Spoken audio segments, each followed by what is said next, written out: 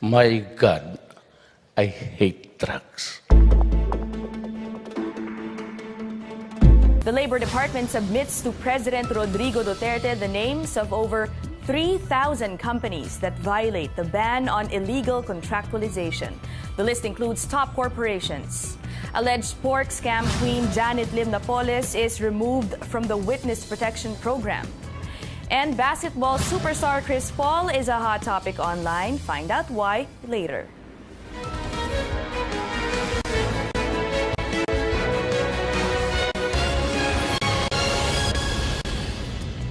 Labor Secretary Silvestre Bello says more than 3,300 companies are suspected to be engaged in illegal contracting. Bello submitted the list of companies to President Duterte today. Bello says these firms were found to be engaged in or suspected to be engaged in labor-only contracting or other illegal contracting or subcontracting schemes that violate an employee's right to security of tenure. The list is based on reports submitted by the department's regional offices. Mr. Duterte last month ordered Bello to name these companies. Secretary Bello tells CNN Philippines the companies on the list are mostly in manufacturing, retail, and hotel sectors, among others. A telecommunications giant and a leading multinational fast food chain are included. Like for example, yung Jollibee, yung Budget, yung P.Duterte, yung mga hotels like Dusit Tani ba yun? O yung, if I'm not mistaken, Sofitel is also one of the non-compliant hotels. Meron din yung mga, generic pharmacy. Nandiyan din yung Toll Philippines. Toll Philippines is also included. Bello says SM Supermalls is not included on the list because the retail giant has submitted a program of regularization. SM also promises to regularize 10,000 workers in the coming years. President Duterte reiterated his promise to go after these companies when he signed an Executive Order 51, which is a reinforcement of Department Order 174 issued by Dole last year.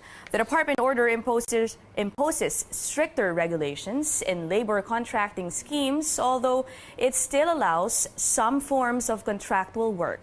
The companies in the list, meanwhile, have 30 days to comply with the department order. Otherwise, they will face heavy fines, and the Dole will issue an order regularizing the workers of these firms. This is just an initial report to the President because he gave us 30 days to submit to him yung mga companies na non-compliant with the labor laws and standards, especially on engaging yung labor-only contractors. We will give them enough time to comply naman. We are also conscious of the challenges of the business. Kaya ang importante is they're willing to comply, and that to us is already a good development on the issue. We are reaching out to the companies mentioned by Labor Secretary Silvestre Bello, allegedly involved in illegal contracting. They have yet to comment on the matter. Senator Grace Poe is supporting calls to suspend excise taxes on fuel as part of the tax reform packages. Poe, who is the committee chair on public services, calls on the Finance Department to evaluate the suspension of the fuel excise tax. She explains this is to cushion its impact on Filipinos. But the Finance Department disagrees, explaining that it can only suspend the next increase if conditions are met. The clamor for fuel excise tax suspension rose amid the spike in oil prices in the international market. Now, we asked you, how are you coping with the rising costs of goods and services? And a lot of netizens are rolling with the punches. Facebook user P.Duterte says he chooses not to whine, but to find ways in order to cut costs. Some of his tips: take the bus instead of driving, plant vegetables instead of buying them, and don't travel when you don't have to. Lord Kurt Dantes keeps his answer simple. He says, Smart spending, healthy living, additional take-home pay is greater than household expenses. Rolly Nunez takes the chance for some weight loss, saying, diet, honestly, diet. Meantime, Dolene Peterson lists down some advantages to the higher prices of goods. Among them is a dip in the number of smokers, drinking sessions, and car buyers. He adds it's good for the health because you'll get additional exercise and cut down on vices. Peterson also says it's okay as long as the government will make use of the collected taxes properly. Later on in the program, we follow more stories on prices. CNN Philippines business analyst Mike Alimurong talks about rising fuel prices and the weakening peso against the dollar. Stay tuned to Newsnight for that. The Philippine ID system bill is just an inch closer to being enacted into law.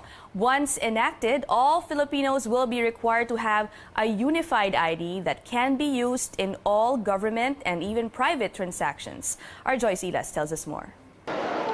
Filipinos will soon do away with different kinds of identification cards when dealing with the government and private sector, as Congress prepares to ratify the Philippine ID system bill next week.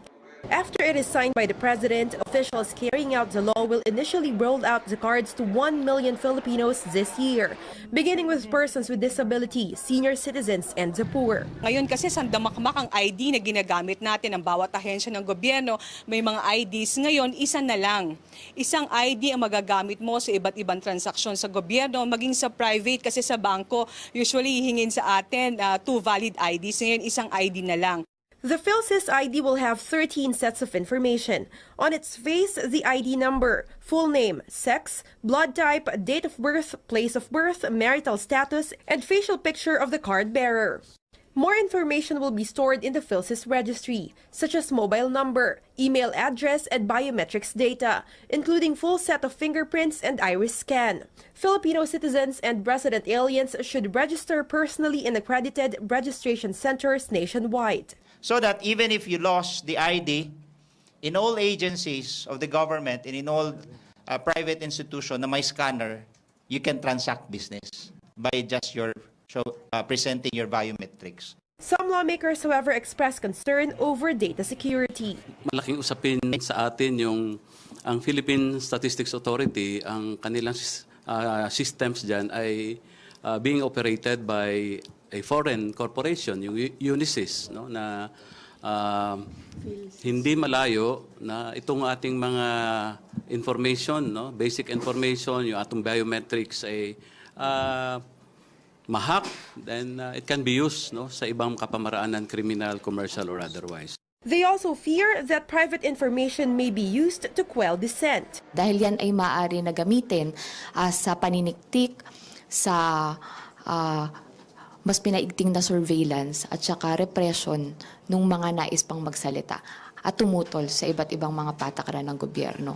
The bill's authors, however, say safeguards are in place to protect data privacy. Itong ID natin na ito ay talagang kumbaga pinag-isipan at hindi pwedeng buksan kung walang court order. Pangalawa, kung wala pong consent ng individual.